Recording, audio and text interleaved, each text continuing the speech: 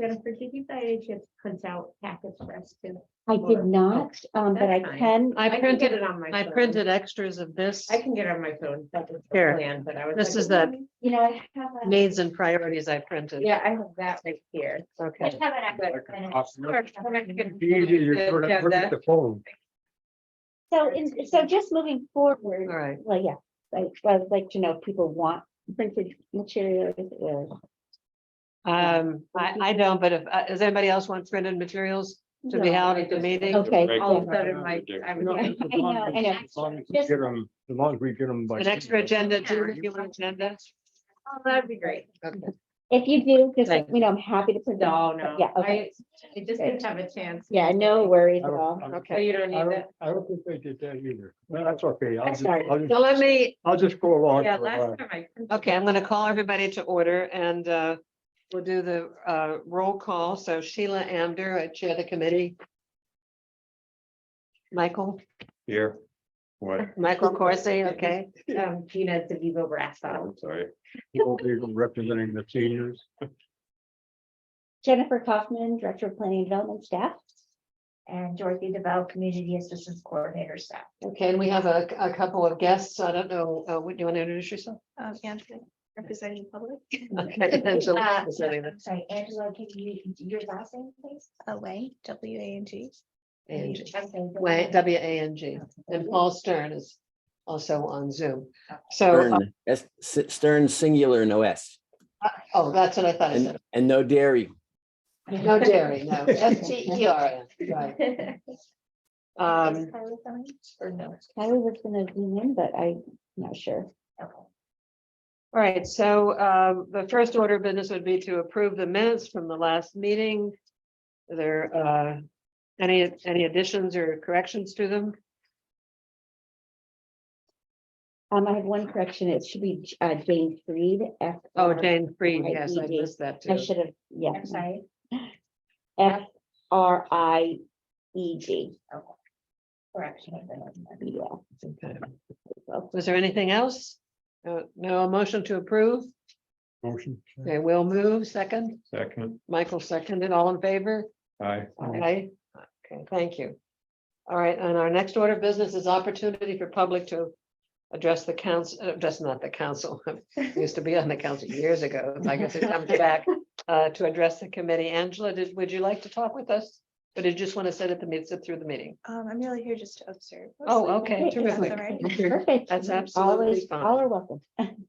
Okay, Paul, did you want to say anything? You just want to observe? No, I actually have some stuff to say. Okay, please. In particular, I want to address one of the items that's on your agenda tonight about the percentage of affordable housing that's required by developers of multi-family housing.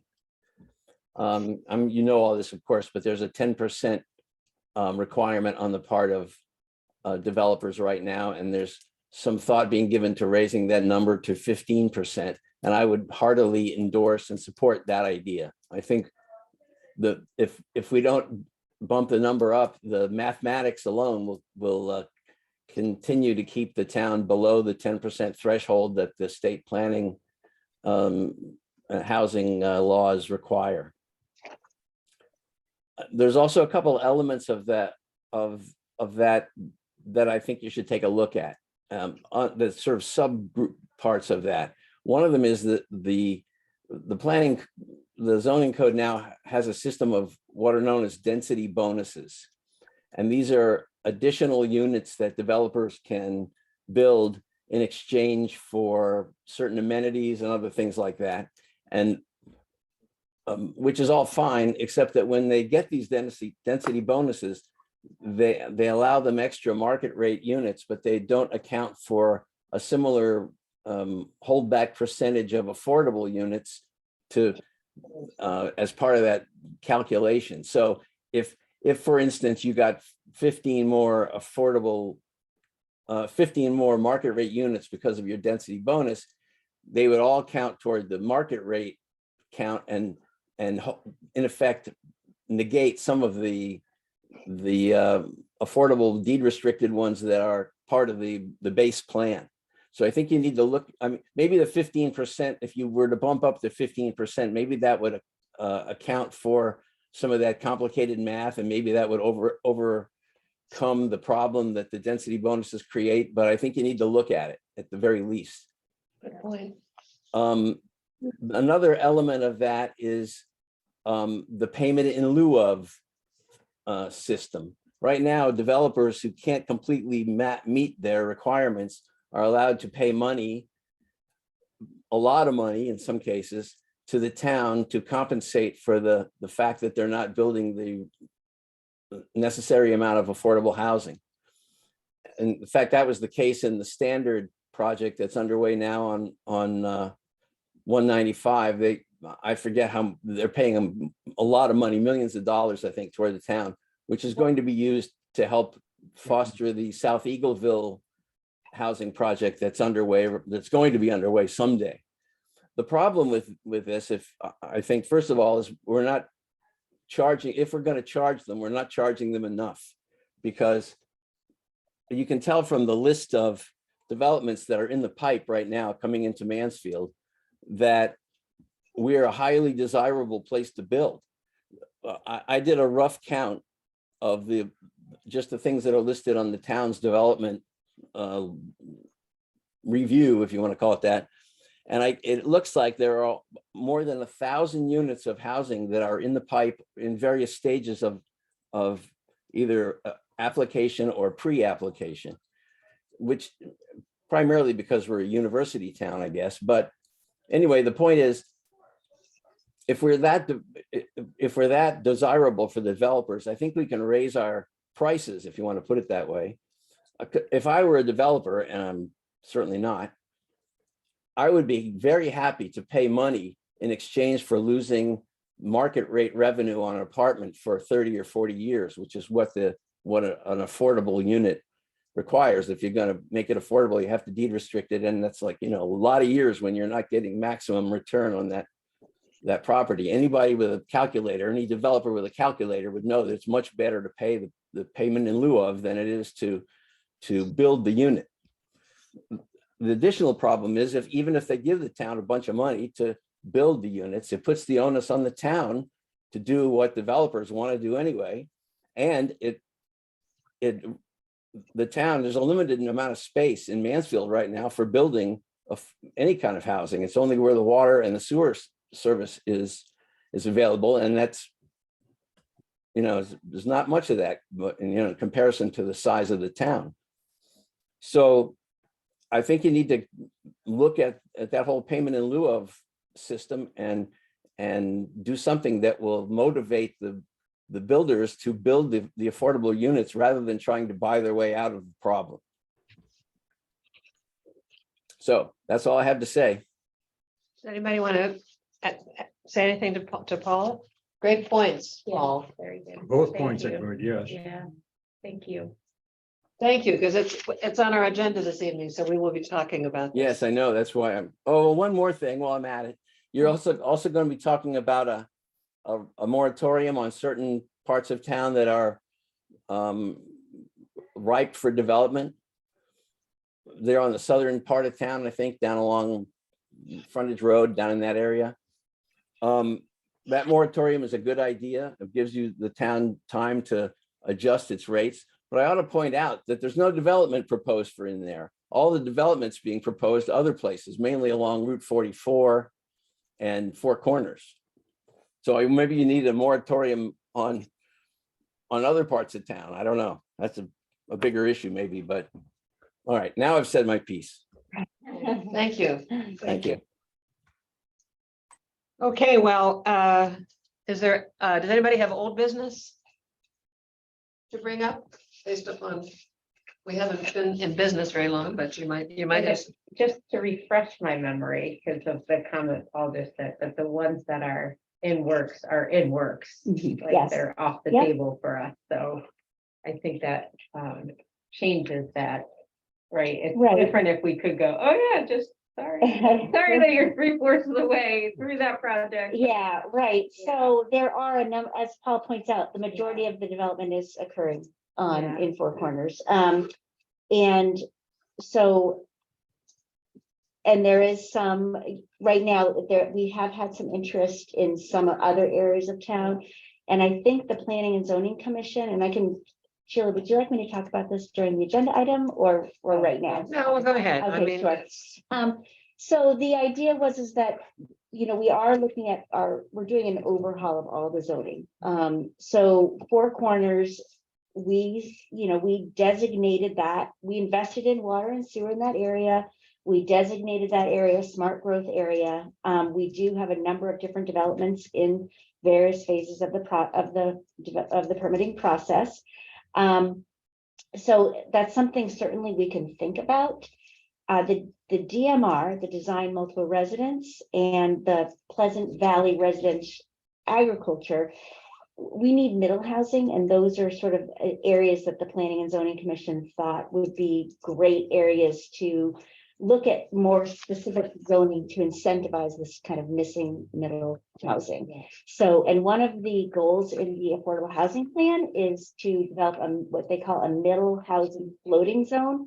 And so, and also I think the Regulatory Review Committee of the Planning and Zoning Commission felt that we need some better design guidelines if we are going to continue to use that the Design Multiple Residence. Now, the PVRA is really just one parcel down in southern Mansfield.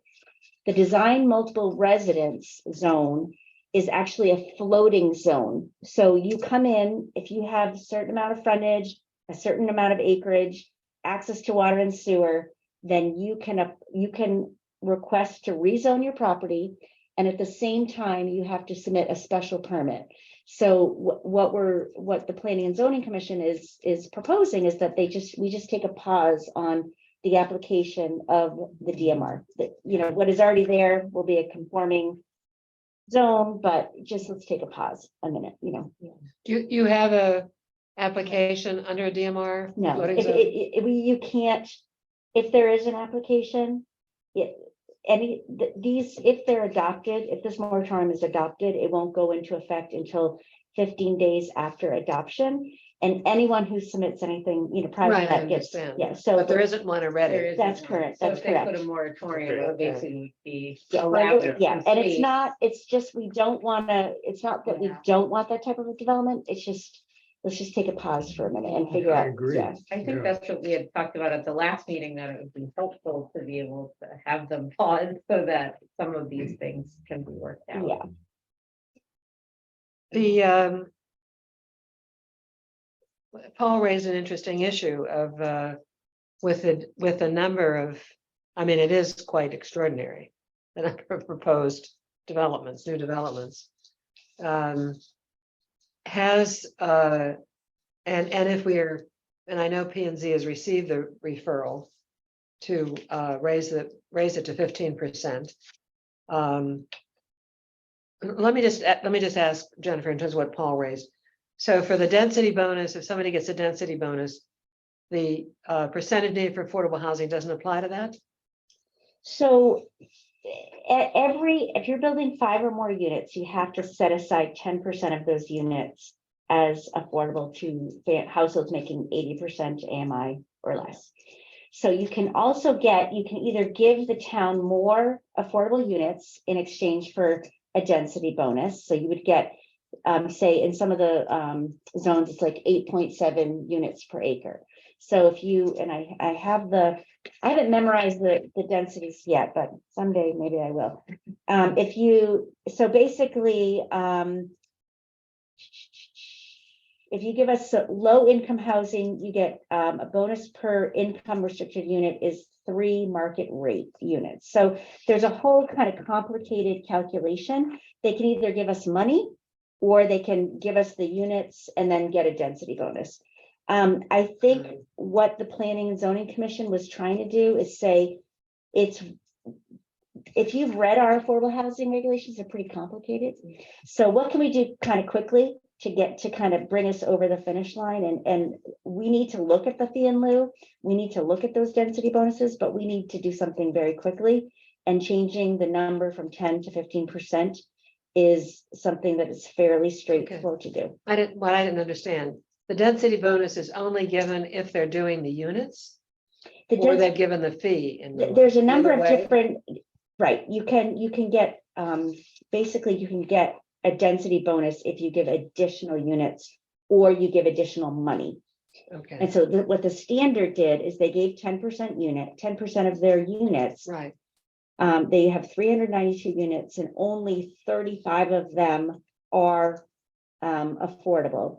And then they got a density bonus and they gave us 1.7 million. right, instead of, for that density, instead of including affordable units in the Correct. density. Additional Okay, I got it. affordable Yeah, units, they then correct. just said, here's the money. And if you read their development impact statement, it's like 4 pages long as to how you calculate it. You need a degree in calculus, basically. Or I have to kind of sit down and really digest. It's complicated how to do that. So if I'm hoping we can make this a little bit more straightforward and that I think there is a recognition on the part of the Planning and Zoning Commission that we need to look at the density bonuses and we need to look at the fee in lieu. But right now, I think they want to like do some kind of pick the low hanging fruit and Right. get something done. I also will say that the multifamily is permitted with a special permit. And with a special permit, you get, it's a heavy lift. And so there's a lot of discretion. And the Planning and Zoning Commission has made it pretty clear that they want it on site. So this solution is not perfect at all and more has to be done. But I think they wanted to try to get something on the books that would move the needle a little bit. further. What, does the committee want to take action and, Sorry, I had a question. So as I'm understanding it, is it that there's not enough incentive for developers to put in the affordable housing units that they're required to do? They just pay money so they don't have to build those Well, I units? wouldn't say that they're required to put in affordable housing, and then there is a calculation that they can do fee in lieu if the Planning and Zoning Commission permits that. The Planning and Zoning Commission has been pretty straightforward that they want that 10% on site. They did allow for this fee in lieu because in some cases, maybe it's not appropriate. They wanted to have a little bit of a little flexibility, but there's only been one development Yeah. approved, and that development will have 10% of its units for affordable at 80% of the median. It's not real low. And for the density bonus they didn't give any more affordable units, but they're going to pay $1.7 million. and we Which need, goes into our housing trust fund, Right. which will be dedicated to affordable housing. and we need that money, 100%. right? So, but Yeah. and that gives us, but it doesn't build, will it give us 4 more affordable units? I'm not quite sure. Could I ask the committee, do you want to express anything to the Planning and Zoning Commission in support of raising the standard to 15% of units to be affordable? I think it's a Yeah. fantastic idea, Yeah, absolutely. I mean, If you I want to do a voted formal for that. motion, then we can, when is the The public hearing is on the 21st, and you did get an internal referral. The Planning and Zoning Commission wanted to hear what the Affordable Housing Committee, Right. Okay. said about this. So a formal motion would be great. The 21st of March or February. February? So, is there someone who'd like to make that motion? We're just giving ours either support or not support, but we can't, We can't, no, we don't have any Yeah, ability to like- pass recommend. anything. we can't. That But it's issue- fix or kill this thing, right? Well, you could say, we think this is a horrible idea and we're the Right. Affordable Housing Committee, but I don't, I'm not, you can, you don't. So we're you're- giving our opinion, Exactly, you're advisory right? to the Planning and Advisory, Zoning thank you. and So we positively advise that. They raise it to that they 15%. raise Do we Okay. all agree on So that? Gina went, Absolutely, it should be raised, absolutely. yeah, so Gina made the motion. Are you seconding? I don't know, what did you say? That we positively, We could say unanimously. There unanimously you go, I support. like that better. yeah. Okay, unanimously support, or their recommendation, right? Because they recommended it. Yep, To go to 15%. Absolutely, okay, that's fine. Okay, Yeah. do you want to, just as a friendly suggestion, do you want to add, and we also encourage them to look into the fee in lieu of in terms of whether that's should be raised? No, but that's a Is separate, that a separate? Yeah, Well, it let's is, do but- one. well, just, okay, we can do so one, that's and a then- third issue, right? the second The issue. second Okay, issue. sure. Right, but we have this other one about the, Well, that's the moratorium, but it's Right. probably at least, So we didn't second that. Yes. Will Yeah, seconded. Yeah, that's fine. Okay. All right, so let's vote on the motion that Yeah. that we approve, that we are unanimous, that's if the vote is unanimous, in support of raising the amount of dedicated affordable housing to 15%. All those in favor? Aye. You can't vote. Did I- No. Opposed? Nice try. Okay. All right, so the second issue, which gets to be a little bit probably more complicated, but it needs the research, but I think Paul's raising this. I thought was a great, this obviously is a very hot market at this point. I can't, for the town our size, to have this many units being proposed by developers is quite incredible. So it would seem to me that it might behoove us, or it might behoove the Planning and Zoning Commission to look to see if they could, if they should be paying a higher fee in lieu of. And I don't know that we know that for sure, but that they should do the research perhaps and. Maybe, if I might suggest, Sure. you could say that you strongly encourage the Planning and Zoning Commission to review the density bonus provision and the fee in lieu provision within the Mansfield zoning regulations to encourage just to make sure that it's equitable and Well, to fair. determine if it should be increased, Perfect. to determine if it should be Yes, increased. exactly. Yeah, because I think could they task us with that job? Well, it's Uh, just complicated. I read it and I was like, huh? it is Right. complicated, Yeah. and I think that, we do have zoning professionals that we've hired as consultants, and I think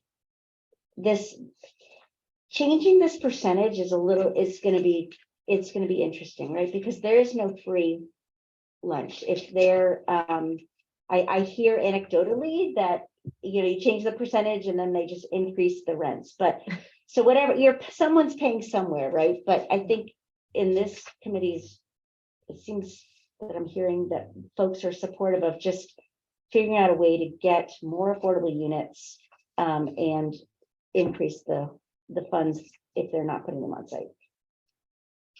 Yeah, and this is just to have them look into it, but then we'll follow up, Michael, with what you said. So is that acceptable, what Jennifer has said, to look at the density bonuses and fee in lieu of, in order to look into increasing the amount that would be paid into the Housing Trust Fund? Okay, Yeah. That- yeah, Yes. all right, I think it's. All right, somebody has to propose the motion. I'll propose it. Will, okay, And I'll second it, but I'm not gonna repeat it. okay, all right. Me neither. Do you have it, Dorothy? No. Oh. No, because it went around several times. Okay, so- so it's to that, we're recommending, Will has moved that we recommend to Planning and Zoning that they look at the density bonuses Right, and the fee in lieu of to Oh. determine if these should be increased. Okay, so I did have it. I just Okay, wrote it. Okay, in the- yeah, that's Should we right. say for the final goal to ensure that we have more units? More affordable housing. Yes, Yes, that because could- I that think could be that too. that's Okay. the clincher here, Yes, right? That and the we, fee should be in the increased. end, right. money's nice, but we want units. And so we want to help drive that process and drive the developer to do that. Towards the goal of increasing Number of the number of affordable units, yeah. Thank you. Okay, any other discussion on that? All those in favor? Aye. Okay, Aye. opposed? Right, so, Michael, I think that's a good point in terms of, I mean, it's not our job it's planning and zoning's job, but I'm wondering. Would the zoning consultant that we use, Jennifer, be good to come in and talk to us, give us some history of this and I think what's applied or? uh, no? Which consultant was that? we're using Tyke. Right, okay. they're in Policy, the- yes, so I mean, we're using them for a number of things. I want to make sure I'm careful of their time because we do Okay. pay, You so have to pay them. I think that it would be good if they came up with a proposal, or we worked to move a proposal, and then we had something for this committee to react to. Okay, Is how I think it should go. all right. I mean, there's some other speakers later on that I'm gonna suggest, and you may have some other ideas too. Okay, so I don't know if we want to comment. Is Go ahead. fee in lieu of common practice? So it is, I Yes, will tell you that Can It- we look at other people's stuff somewhere? It- I guess that's harder to do because Well- of market rates and. no, because it's based on, it's not based. It's based on the International Building Code. So basically, when the standard came in, they said they did an estimate of the unit type and the International Building Code, and that's why I'm still learning this, but and they came up with an amount of 1.5 million. Well, then they filed their zoning permit, things have gone way up, and they ended up giving us 1.7 million. So it's based on the multiplier from these Yeah, the things that our building department uses to value like a addition or whatever, so. Stanford was one of the first towns in the state that did this. I always say it was under our former governor Malloy when he was mayor of Stanford. He was a leader, was a leader in affordable housing. And they were one of the first in the state to introduce fee in lieu of, to introduce requirements for developers to have affordable units. And so Stanford also has a housing trust fund. And, it's a city, so it's perhaps a little bit different than us, but it's the same concept. So, and I think Fairfield has this. We talked to the fellow from Fairfield, who potentially we could get as a speaker to the group. They also have the same, similar to what we do, the fee in lieu of that, and the requirements for percentage of units that must be affordable. So it's possible to bring in, maybe one of them to speak with us about their Or if housing. someone wants to, I mean, we can work to pull those regs too, to see what they do. It's just a matter of pulling. So that's something maybe Kylie can help us with. so pool, who's there, Stanford and Fairfield? Stanford, Fairfield, and I'll also maybe reaching out to the Partnership for Strong Communities to see if they know about any other. Well, I reached out to the Route. Connecticut Council of Municipalities, and they did not know of any others, but they didn't know of, there's one other town in Fairfield County. No. No, it wasn't Norwalk. It was quite a surprise to me. I don't have it right on. So there were 4 towns, Greenwich, but Greenwich has a housing trust fund only with donations. They're not requiring these units, and but Stanford, Fairfield, and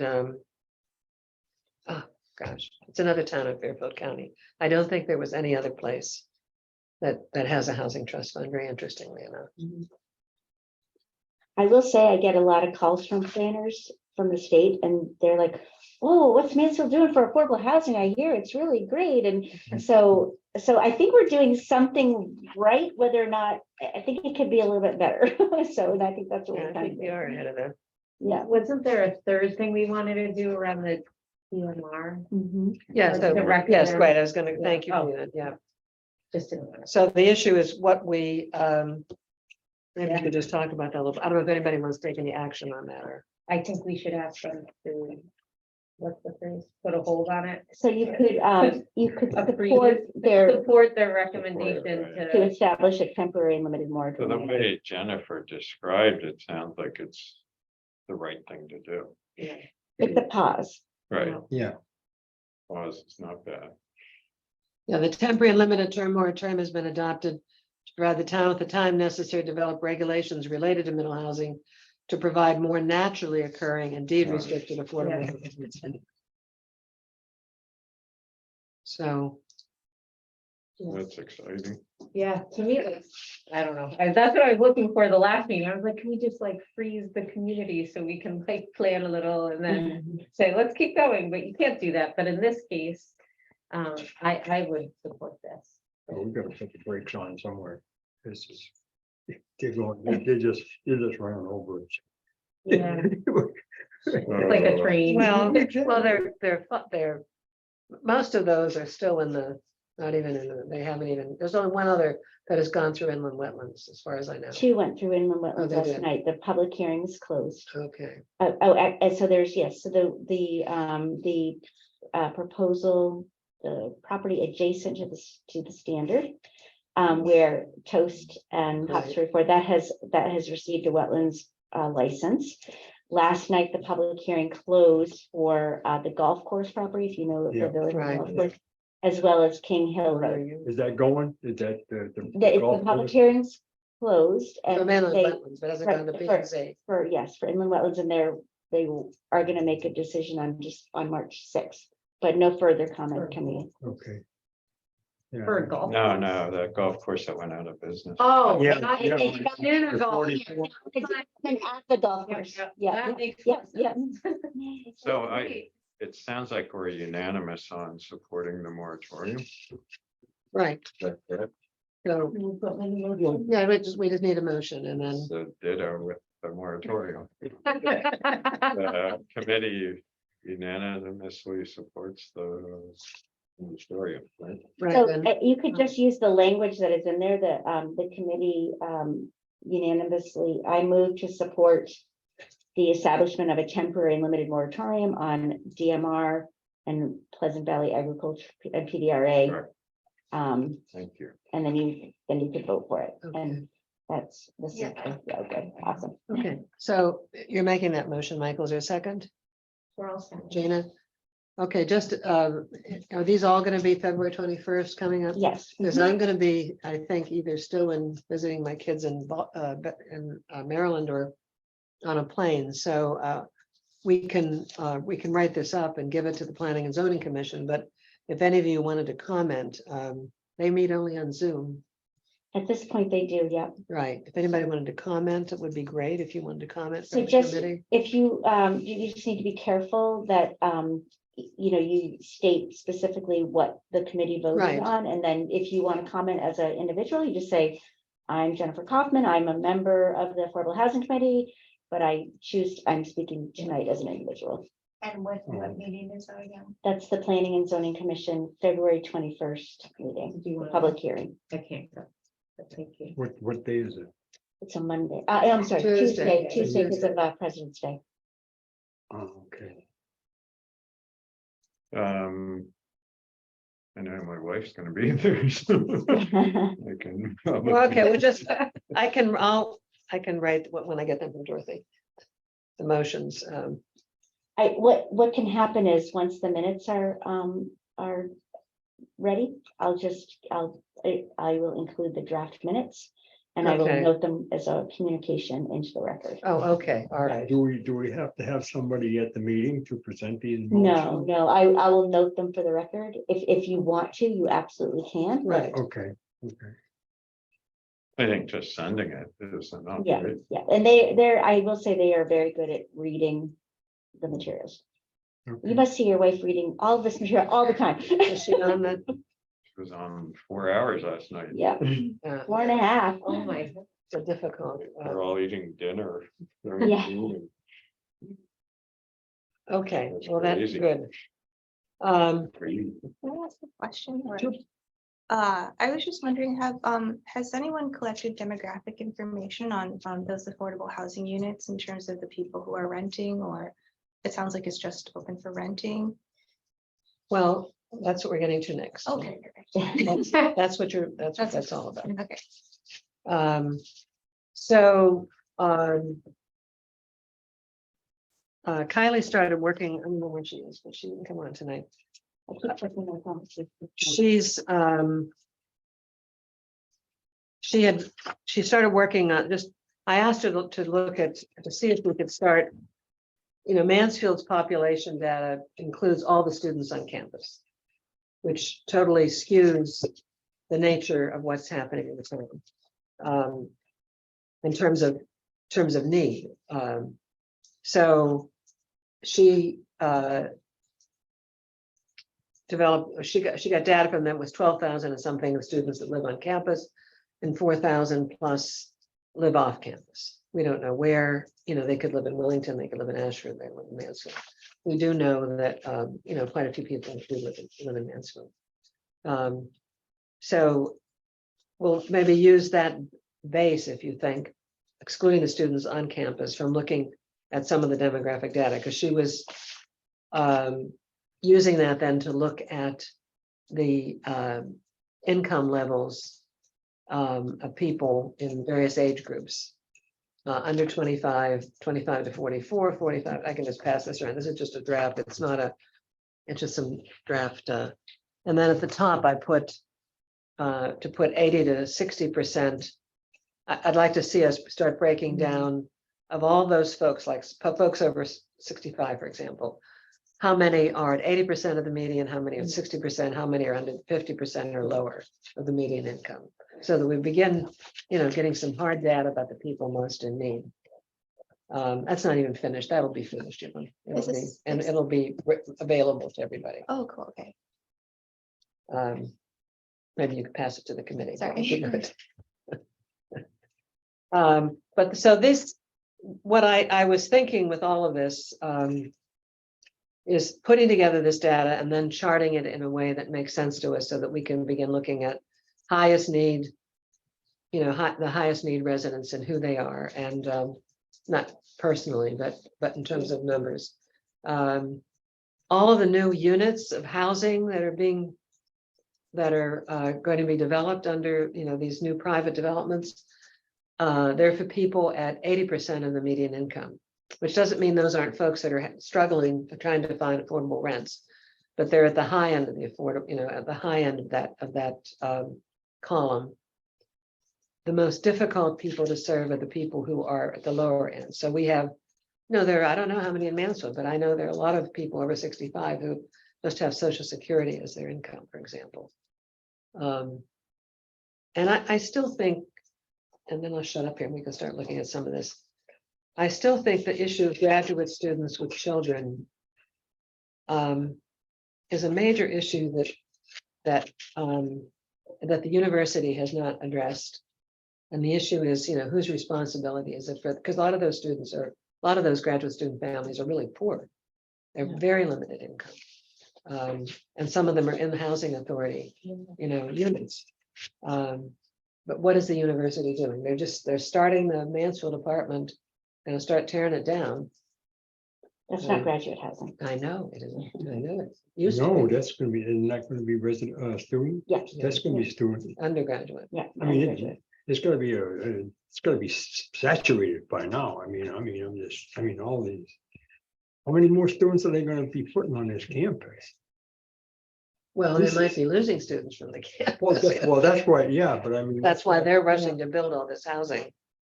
I mean, isn't that gonna University. take away from whatever the other buildings is going, the other ones are going on? The housing, is that gonna take away from the housing? Is that gonna? I think my understanding is that if you've ever, any of your children are gone to UConn and you've moved them in and you've looked at the dorms and they're pretty aged, they're expensive, Right.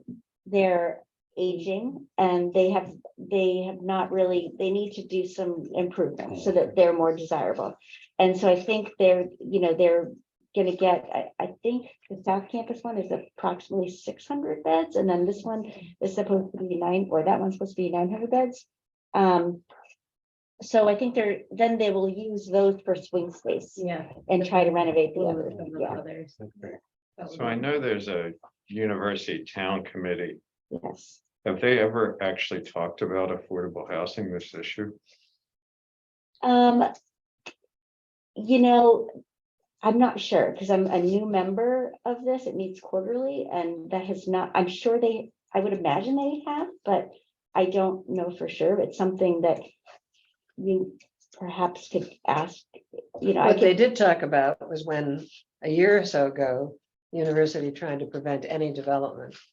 I heard And about right. that. So who runs that committee? Is it that my understanding is that they have a chair? we take turns, like Oh, okay. one week or one meeting, the town means the mayor does the agenda. And then Oh, the okay. next meeting, I believe it's the president's, Kara. Kara Workman, yeah. So I was curious about that, and all the videos of these meetings are online, which is great. So I just flipped through a bunch of them. And I saw Kara running the meeting. Yeah. But I thought that one item should be that we at least talk to that, I don't know, talk to that committee and say, have you talked about affordable housing, or at least find out that information? Sure. We can talk to the mayor. Yeah. Do you want to okay. call Tony? Well. I don't know, Tony, but You don't know her? I think maybe it would be, the way it's up to you. But I think one way would be to draft a quick memo to the town council from this committee saying, I understand that there is a university town relations committee, and we would like to talk about affordable housing, but I guess affordable housing is really broad, so Well, what would you want to I speak think about? personally, there's a number of issues. One is the issue of graduate student families. And the university brings graduate students here, they give them stipends, but they don't give them enough money to live. So what's that all about? It's not necessarily true on other campuses. To me, that's the first issue. The second issue is the university is building all this new housing, right? It's off campus. Well, I guess they own that property, but they're building all these new units, but they have no obligation to support any impact on the town, right? They don't have the obligation to have any of those as affordable units, even if they were for students. And they could have certain units set aside that were for students who were very limited income. They So- have no obligation to pay any fees to the town. do we know for a fact that the students are basically taking a lot of the affordable housing that would otherwise be available for? Well, I'm going to directly speak with the housing authority, and I know that there are units that they have available for moderate income families that, and which is I mean, they have That's Helinco is at, I think 80% AMI is what Helinco is, area median Yeah. income. So it's moderate. I believe that's considered moderate. right. Yeah, I guess. Do we know that it's a serious problem that students are taking I houses? Think so. I'll try to get I've mentioned. But this I before, but- guess I want to go back to, is it okay that they have a student status, right? And they. No, it is. It's quite legal, sure, and they're. I mean, they and make- qualify. And they make a choice to come here, right? And it doesn't become an obligation of the university to then say, we're going to provide housing, right? It's Used just to like be. saying, oh, so is an employer responsible for providing housing for everyone because, right, like. Well, it's an interesting Because- discussion. I think it would be interesting to look to see what do other universities do Yeah. in terms of their graduate students. Many years ago, my late husband went to Yale Medical School and there was subsidized housing for married students. I don't know what they're doing now. University used to have subsidized housing for their graduate students and teaching assistants. People lived over here in Mansfield So I apartments. think They there's lived in enough Northwood. questions that we have to So- have some sort of dialogue. But we have to obviously go through the right channels. We can't just. Right, and I think you'd wanna, because that they meet for like an hour and they've got a whole bunch of stuff. So I would recommend that we formulate a list Yeah, of questions. Yeah, it's not, Yeah, right. or like right. kind of a memo even, and say, Right, right. would you, And give them a chance to To go through them respond. so that it's a Yeah. much faster meeting, so they're Yeah. not surprised. Are you, Mike, would you all be interested to see what other higher eds, would you have any way of researching what other Oh. higher ed do? Google. Yeah, yeah. I don't know that there's, Columbia. I almost think I'm it's a thing happy of to the do that. past, because I don't know, when my husband was in grad school, there was no access to, Affordable housing. I no, mean, and we just my take out daughter's a more- grad student in Manhattan, and there's certainly no. From my knowledge of Yeah. knowing higher ed, is Yeah. that it's not a thing anymore. They don't do that. And it's- Yeah, you just What- take it financially. yeah, which is a Right. problem. I mean, that's, Right. so I can kind of already hear what the university response would be. Oh, they have resources available. They can take out more money, right? So, but Well, I not love, if they're from other countries. um, Or Would they, it be out of line for me to say something here? Go ahead. oh, no, no. It's it would okay, not just be. briefly. I'm sorry, I don't mean to. It seems to me that from if you step back a little bit, the state right now, the state legislature, the governor, they're all preaching the beauty of affordable housing. They're all talking about how critical affordable housing is to the future prosperity of the state, and how it, you can't grow a decent workforce base if you don't have affordable housing. And then, of course, and the university is a creature of the state.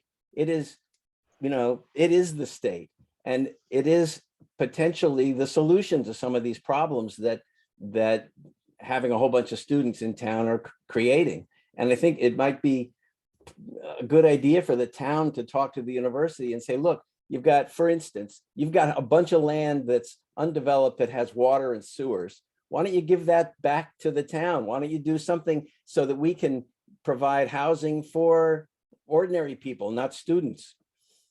Right now, it seems like the time is better than it will ever be to approach the Board of Trustees, for instance, and put a big guilt on them to say, look, you bought up the Capstone property because you didn't want housing there. Why don't you, and you don't even need it, why don't you send it back, sell it back to the town, and let the town sell it to a nonprofit or some sort of other housing corporation that can build the appropriate housing for non-students. I think that the town's letting the university get away with murder, if you will, by not requiring it to be more responsible to meet a state crisis, basically. Okay, sorry, done preaching. To get our arms around Okay. this Yeah, and I be guess so, organized, because it's a huge issue. Right, it is. And- But it's a real problem. And it's with I think- affordable housing. I think that Paul makes a very good point, this is what everyone's talking about this. One thing that, this is a drum I beat, and maybe it's redevelopment. Okay, we're gonna have all of these new housing complexes come in. And what do you think is gonna happen to the Renwoods, the carriage houses, the Oakwoods, the Millwoods, the clubhouses, the whole link? I counted them, there's 9 apartment complexes that have a lot of units that are gonna be, And they're old. they're old. They, Yeah, and they are, they're very old. And they they need- heavily used. they I heavily guess. use, and they play, yeah, so I think that's something, that's. Maybe I'm speaking out of turn, but I do think it's in the plan of conservation development that we want to see redevelopment. Right, Yeah, Yeah, no, that's. yeah. okay, all right, I'm sorry, I got us off track in a sense on my soapbox, I feel. Let's get back just to the data. So, my thought with this, working with Kylie, and if Dorothy has time, and I can collect a lot of this too, and I was gonna ask any of you, if you felt you could collect any of it. We already know a lot of this I just took right out of the housing, our Mansfield's housing plan, right? The number of actual affordable housing units we have in the town that makes up, less than 7% of the total housing units. And it'll be good to find out what percentage at what income level.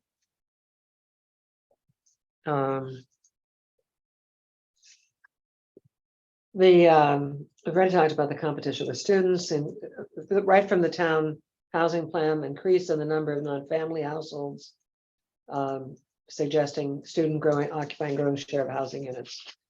So if we begin to look who in our town concretely, and this is the hard part, getting this kind of data. I know when I spoke, we did some work on another group I was on, an interfaith group on housing and homelessness. And I was trying to get a town breakdown. Where do people who are homeless, where do they come from? And talking with Avery Lenhart, who heads the No Freeze Shelter, she said it's hard to know because where did people originally come from? She said they just don't come from Mansfield and say, I'm homeless, I need housing. They become homeless over time, and they gravitate to a place where they think it's going to be less expensive to live, but still can't afford a place.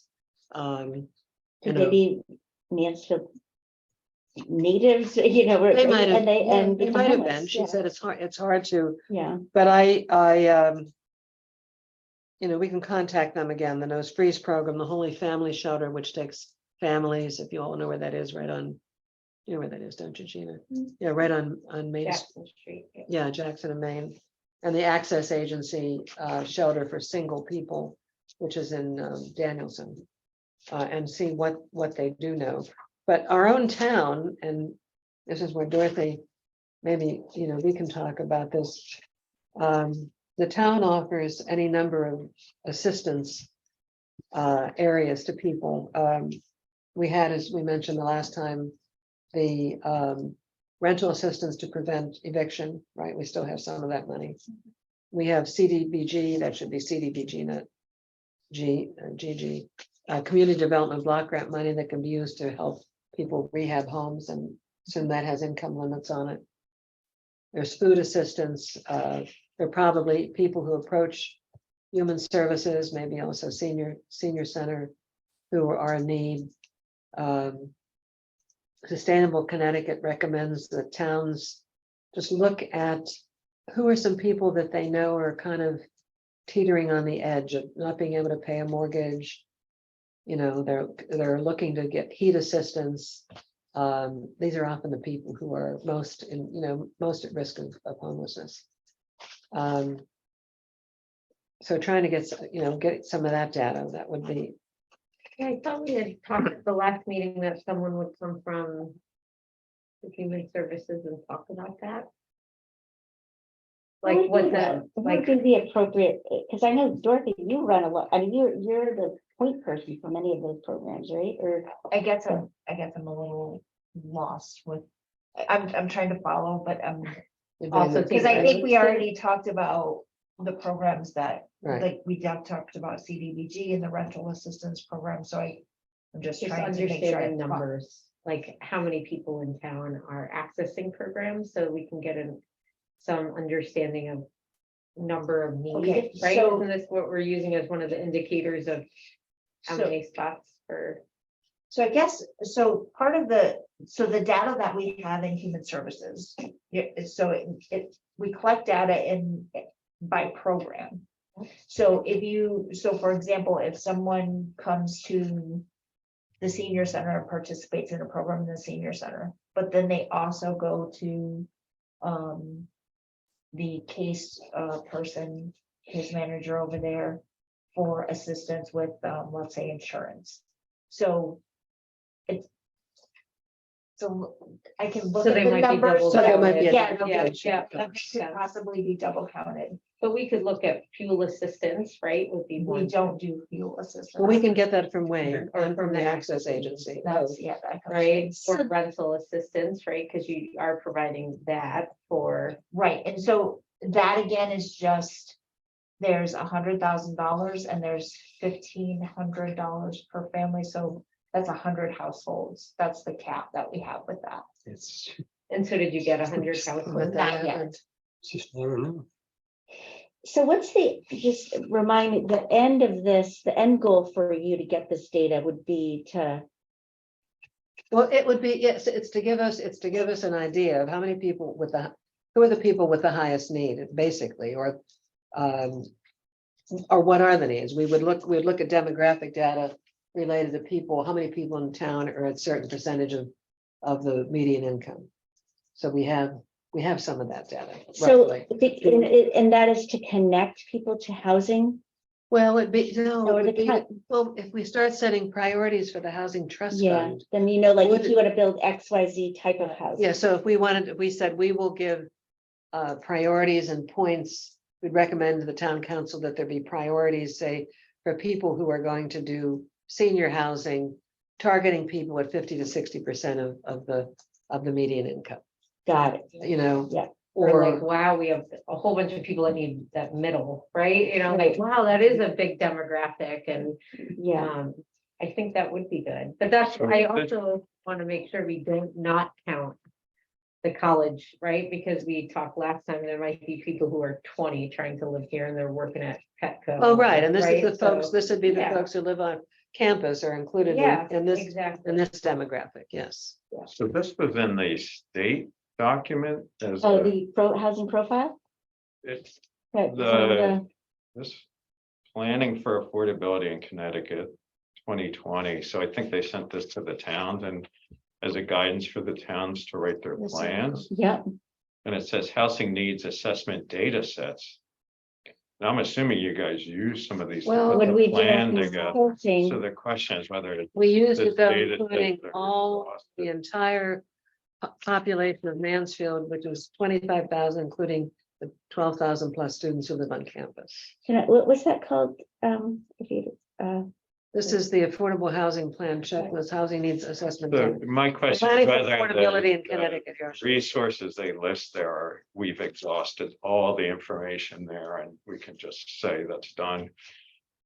Now, the But even census, if this you- is good in terms of, this is something I think. I guess I Highly to, missed that, but so. That was in Go ahead. Yeah. there was a guide that the state. gave yeah, on how to develop. towns on how to write their. Yeah, I mean, we did follow this guy, our, So I mean, I'd be happy to go through those and see I what think kind that of would- information's in there. yes, and see what Since population the base web it's links based are on. there. Yeah. Could you Yeah. share that with us or Yeah, well, definitely with everyone? you share what, just that page? No, like Or- the link to what they're saying, so then other people can just pop in and look. so, I know we use the, we use the American Community Survey. That's something that is done on, I think, on off years of the census.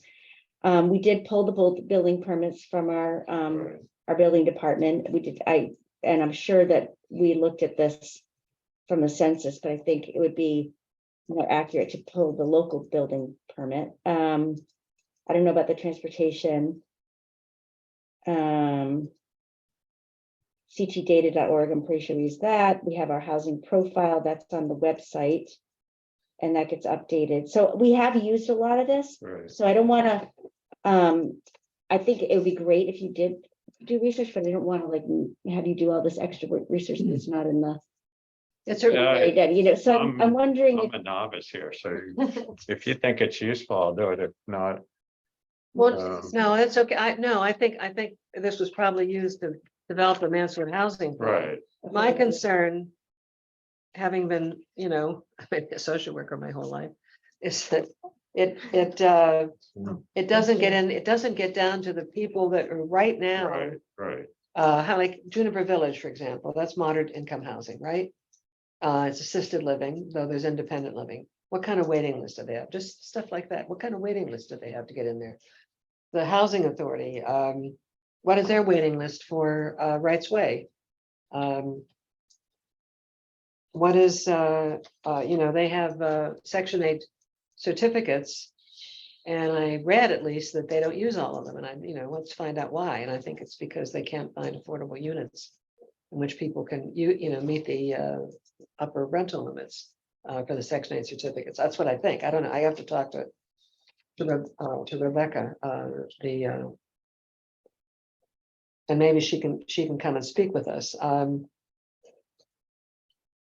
So it's finding out from Wayne, from Access Agency. Some of this is just, and I think using the census data to look at, percentage of people in town who meet these, what percentage of the median income, going down the, and by age range. Getting data like this is hard. So, Some of the stuff I'm talking about is not hard, because no. they some just of it- have it, they have it, so we, I was like, it can tell us. People with disabilities, they're just thinking, how would I do that? Well, I you don't know, the agency that would. you can, we could talk with the, Well, DDS would know, like the, well, I don't know if they look for independent living, but they they would probably know- do. They would know how many. Or units. United Services, they have people, they're the main mental health center here, and they're dealing with lots of people with serious mental illnesses, many of whom are living in pretty bad circumstances. And I know people in Mansfield who have adult children who have serious mental illnesses, where if the parents weren't subsidizing the housing that they had, they would be in bad shape. We just don't know how many other people there are that are in bad shape. I think at Rights Way, there are quite a few, there's several people I know who have disabilities who live there, Yeah. who aren't elderly. So this is more, instead of like census data, you're talking about just sort of gathering data, like from, contacting Juniper Hill, contacting Right. the housing authority, contacting, Raceway, they manage that, and then, It's almost like doing a needs assessment. yeah, Catch the unmet needs, so. Yeah, I think what my brain is going towards is, well, once we see the data set. And then we ask the people that are running the programs, what are the unmet needs, then we look at them together. point, right. To then say, we need to ensure that the housing trust, helps Fund. us. Right. Helps us lead in this way, or this many units, right? But, I think capturing unmet need is really hard, especially with demographics that, like, if the census is 4 years ago, like, you might, a lot of things change, just like waiting Right, lists, like that right. section 8 waiting list is like so long. Well, it was, and they just, based on the housing report, that's what the Yeah. data was from, that they just arbitrarily said, okay, we're gonna pick We're gonna. put 150 people, whatever it was at random, Yeah. 200 people at random off this list of 2,000. And that's gonna be our waiting list. Yeah. So, all right, I can work with Kylie with this, and maybe Dorothy, there's a few things you can help us with the town, we can talk further. And a bunch of it I think, So does the Human Services Department do they must do some type of needs assessment to ensure that they're meeting the needs of the community, right? I'm sure. Like, that seems to Yeah. logically make sense, like, I'm not oh, sure, we don't no. need this program anymore, but we know that there's a Right. big need over here, like the I'm school sure it's districts do that. strategic, I mean, Yeah, so, but are having a new, director of human services starting well, that's like exciting. February End of the month. 27th. Yeah. So, so you've been busy, Dorothy. what is her, I'm blanking on. her name. Allison, Maynard. Maynard, Maynard, yep. She comes from Summer or Town something? of Summer. Yeah, yep. So we should let her get her feet A little bit. a little wet. Be like, she gets your needs Yeah. assessment, second day on the job. Yeah, and see if, and yeah, Okay. Well, I can work with Dorothy and give you, it sounds like you need a little breather, it's just wet's okay. We'll, I can work with Kylie on some of this, and some of this I can just, is not gonna be that hard to get. I just get on the phone and call people. I think we don't want the very good to be the perfect to be the enemy of the very good. So, I think, and always, I think I've told you, I grew up doing open space preservation. And so we always had criteria, right? But we wanted to make sure that when we acquire a property, it meets those criteria. But you also want to have flexibility so that you can, it has to be transparent. It has to, so Because the needs would change. the needs can Yeah. change. And shift. Yep, and sometimes there's an opportunity that comes along. Yeah. And there aren't so many out there, and you just want to make it work, because you want it to be a good fit, so, yeah. Okay, anything else on this? We have a couple of other things here. I have one thing. I Yeah, noticed in the town's plan. There's a section on prioritize housing trust fund expenditures. And Oh. there's a list of, Yeah. they're like strategies, really. And I thought it'd be good to actually talk about them, just so I okay. think they're farther down the road. They're actually stretching your dollars and, but I thought it'd be, I don't know. but it Okay, might be well, let's useful to, put that on talk the about future those. agenda. This is in the town housing plan. And maybe that's item D, but I was going to suggest that we start getting in maybe some speakers, some experts, talking with us about what do you need to do? This was a question Michael asked. What do you need to do to actually get an affordable housing plan off the ground? What are the, because it's extraordinarily difficult. It's not, it takes years usually to get the funding together. So we could either have the consultant who worked with Mansfield Nonprofit Housing, possibly, though I know he was retiring. We could have, there are other developers, Chrysalis Center and Chrysalis Center. Chrysalis Center in Hartford is one of the biggest housing developers in the state, actually, at this point. For affordable housing. I'm sure we could get them to come and talk with us. I mean, there's So- really a lot of options listed here that are all ways we could be spending this Right, funding. I mean. and that's what we want to lead, that's what we Fund want to get to. Mansfield Housing Authority, gap financing through grants, blah, blah, blah, to nonprofit housing developers. Provide funding for maintenance, repair and rehabilitation.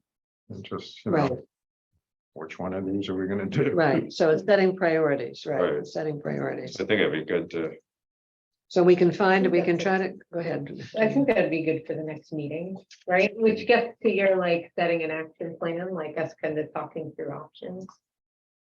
But do we want to talk to anybody who can tell us what's involved, what's involved in actually trying to get a project off the ground? Or to get somebody in to talk about the housing trust funds, maybe how they prioritize their. I know I think Fairfield or one of the others has a point system for doing that.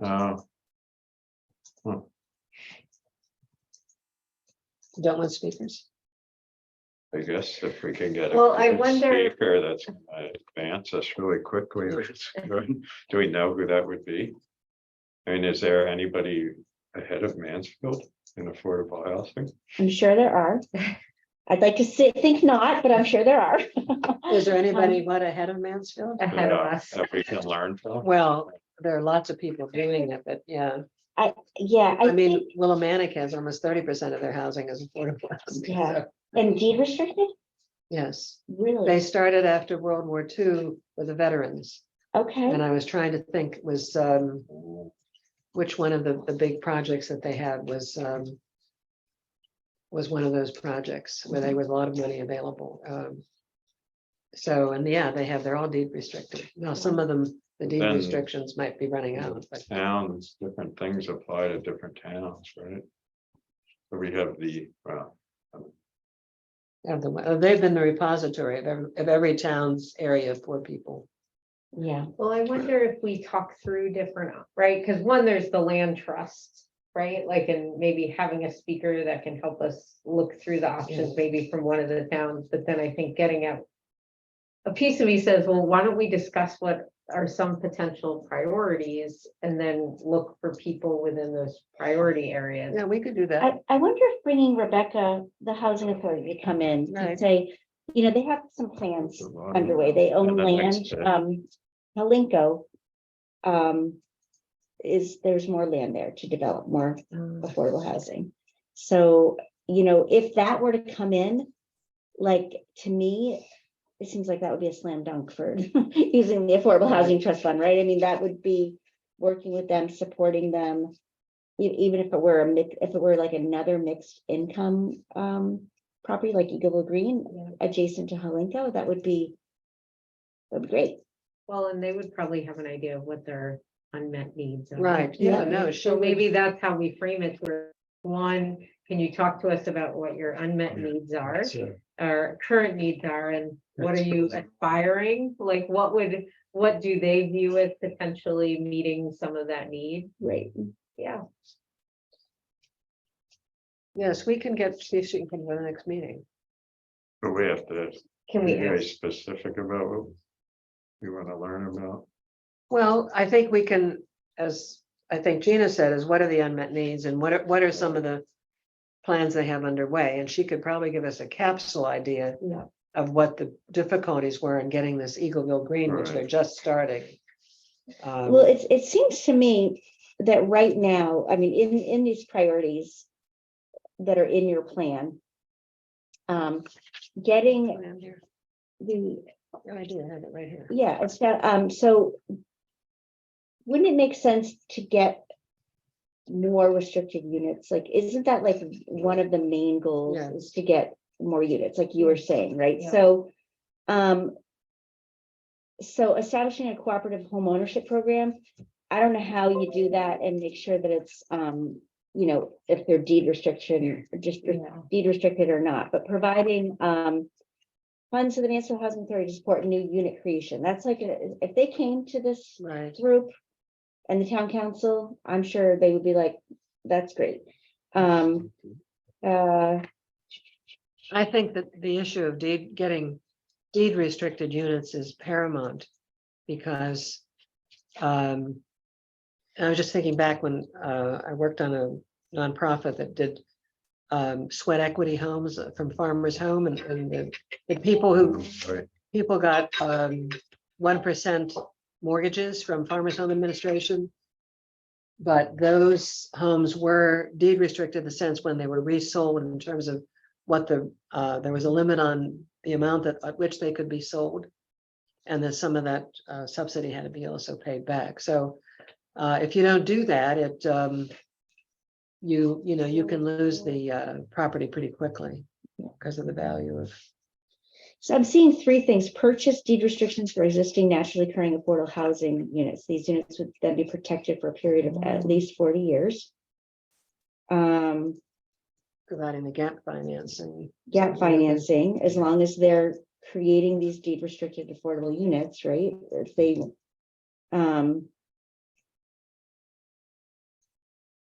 seems like those three would be kind of slam dunks to begin It with. seems like purchasing a deed restriction from the naturally occurring would be really expensive. I mean, I own a place and I'm renting at market rate, right? Yeah. And the town comes and says, we want to make you deed restricted for 40 years.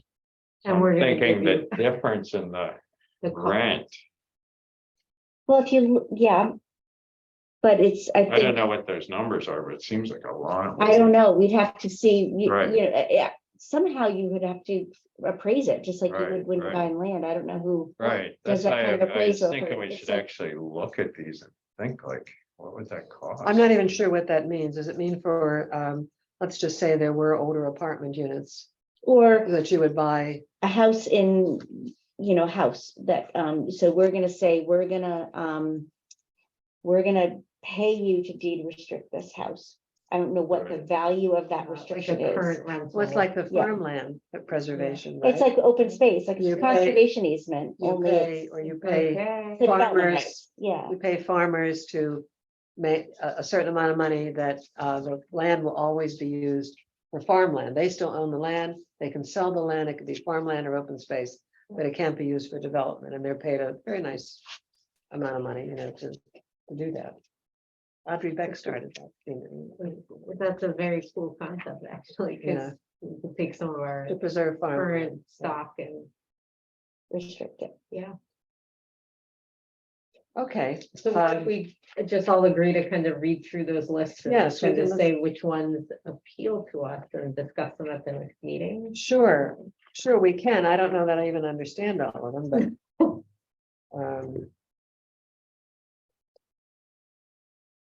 But we can discuss them a little bit further, but You could, I mean, you could, because, well, there's one other thing on the agenda that I want to talk about, but the, yes, I know. doing an RFP, saying, who's, like, you could kind of do a request for proposals and say, hey, propose, and if, we've got, the town of Mansfield is looking to,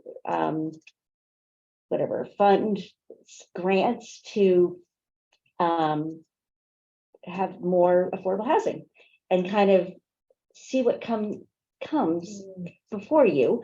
And then if they're gonna do deed restricted housing, that, yeah. Well, I guess we'd have to have criteria. No, It has to be, I think you said priorities and you said points and, You do, because then you have to evaluate it, but I Right. think, I don't know that you're gonna get a ton of responses to that RFP. To be honest, do you think? depends how much money. We don't have, well, we don't have, just, the one thing I learned from Jennifer, we don't have that 1.7 million. Right, We won't have that till the standard is completed and has so its in August of occupancy. 25, yeah. Its occupancy, so we don't have any money yet. The money is still theoretical. So actually, I have a burning question from this list you prepared. Right, Number one, leverage of other funds. So are there other funds? Can So, we assume they're yeah. all state funds? yeah, Is so that the only I'll give other- you an example, so that's really not a need, but a priority.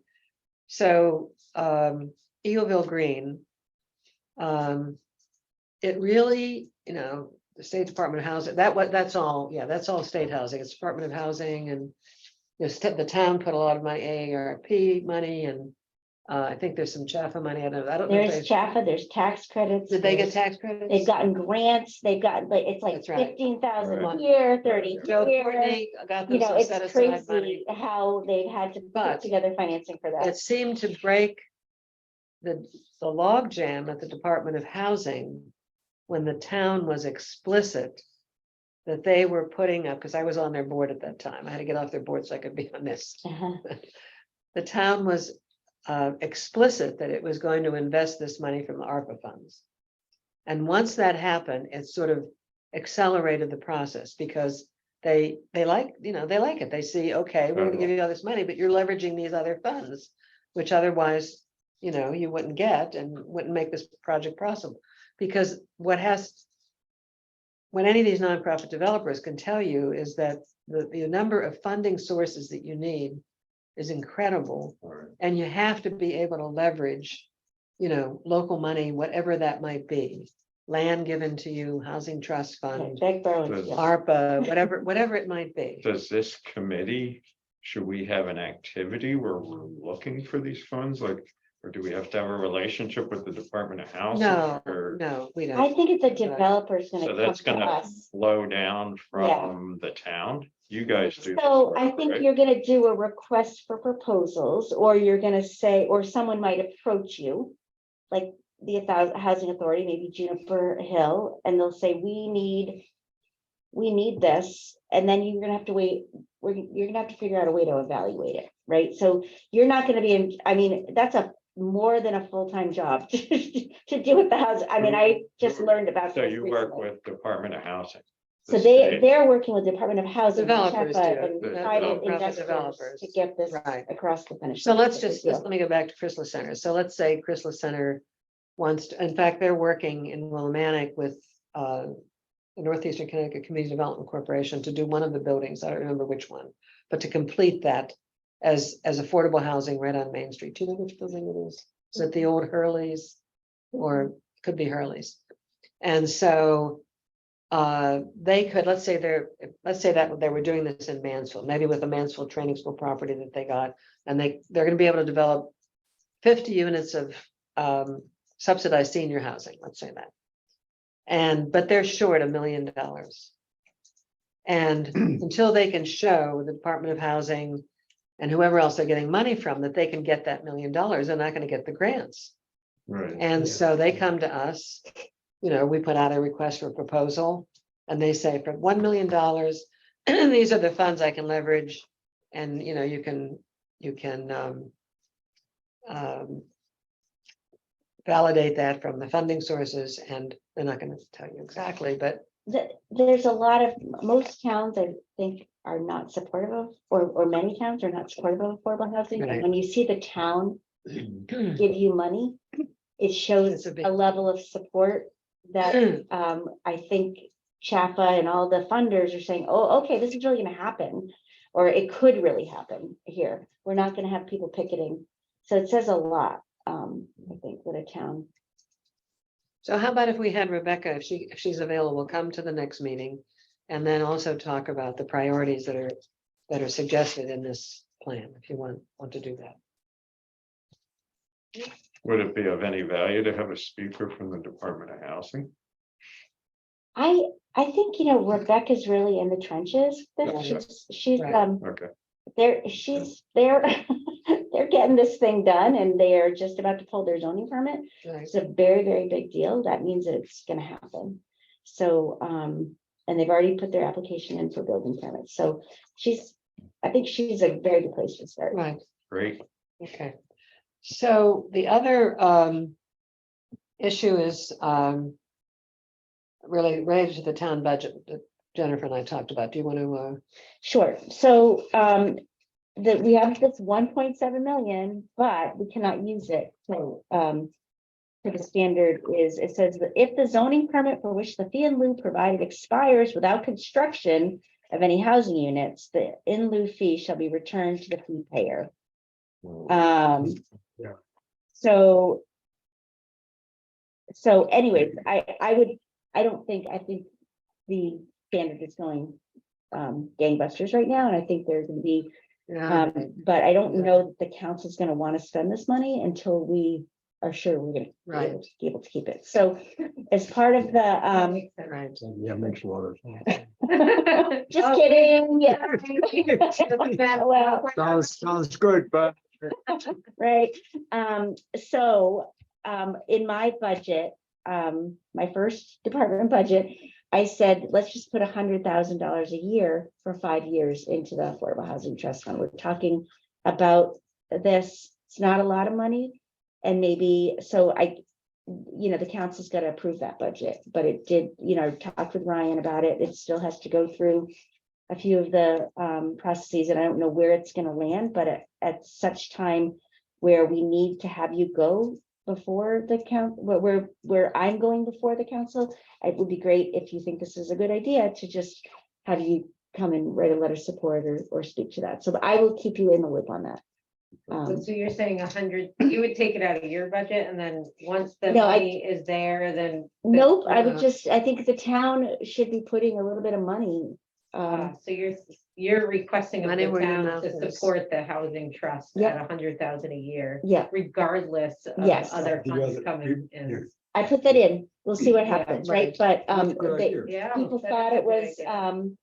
so I didn't get laughed out of the room when I talked to the town. Right, manager, So It anyways, shows, we'll let- it shows quite a commitment of the town, doesn't it? At least a Right, commitment yeah. I think beyond so. getting other people's money. Yeah, I agree. it's Yeah. better than having, well, I don't. Yeah. Um, Okay. So we'll let you know, We We, don't know how much one unit typically costs, so, right, right? if we were to buy, yeah, but I think that's a great commitment. Thank you for stewarding we'll- that.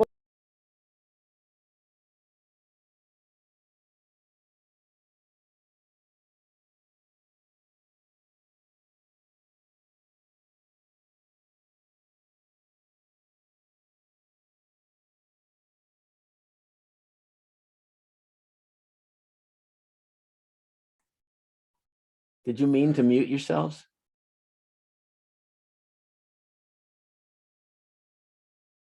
I can't hear you. sorry, something. Sorry, I There we had go. a accident, sorry. It used to be you apply to the Committee on Committees.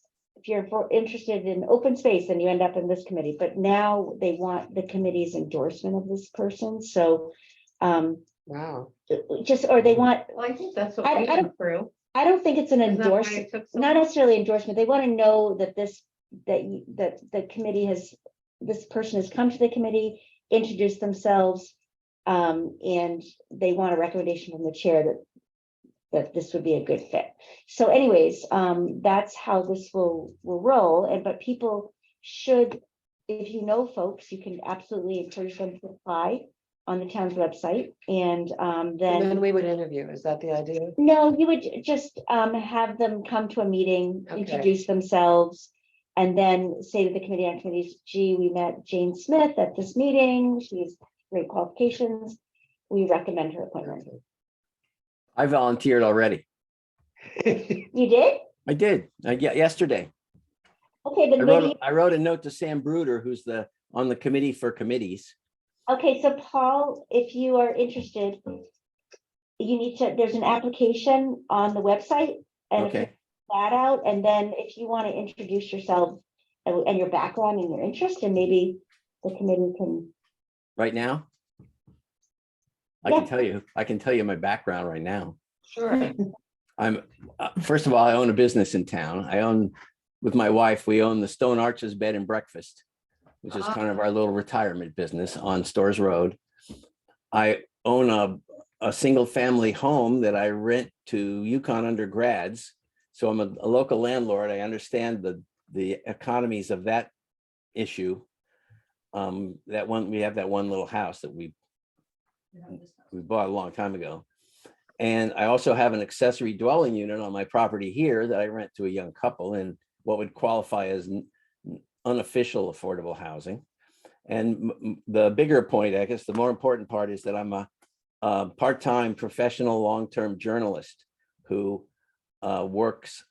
I'm I worked at the Hartford Current for 22 years, and I had an office a part-time office in the state capitol, and I'm very well plugged into the state legislative process and the politics of all that. So that's my background in a nutshell.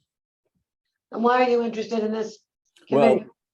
couple of reasons, and one of them being that this is a critical issue, as I said earlier, a critical issue for the future of Mansfield, because we've got all this development happening and affordable housing.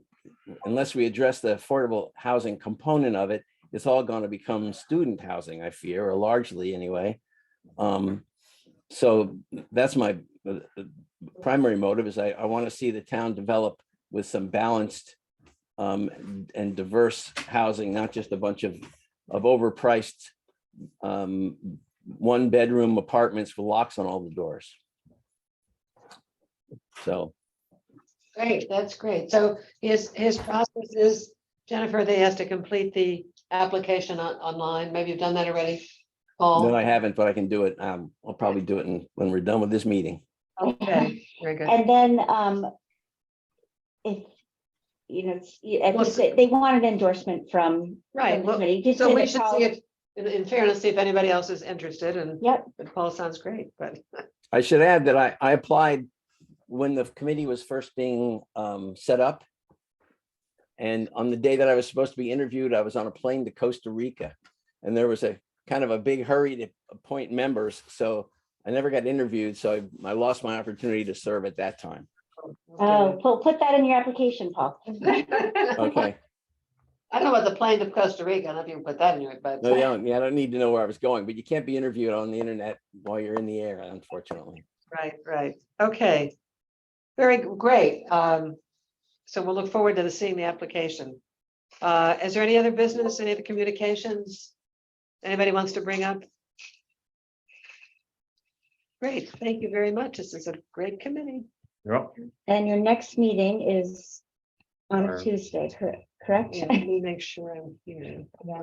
Thank you again. That's I'm it. almost done with my forestry class. That's great. Your forestry. I want to hear about it at some point. I'm becoming a Okay. forest therapy guide, so. You are. What is, how's that go? It's a lot of. I'm gonna, so is the meeting adjourned? Yes, the meeting is adjourned. Okay, thanks, Paul. Thank you, Paul. Thank you. Oh, yeah, Will made the motion that we adjourn the meeting. Okay. Okay, all those in favor? Aye, Aye. okay. Thank you, Paul. Bye, Paul. Thank you, Bob. You're welcome. Thank you.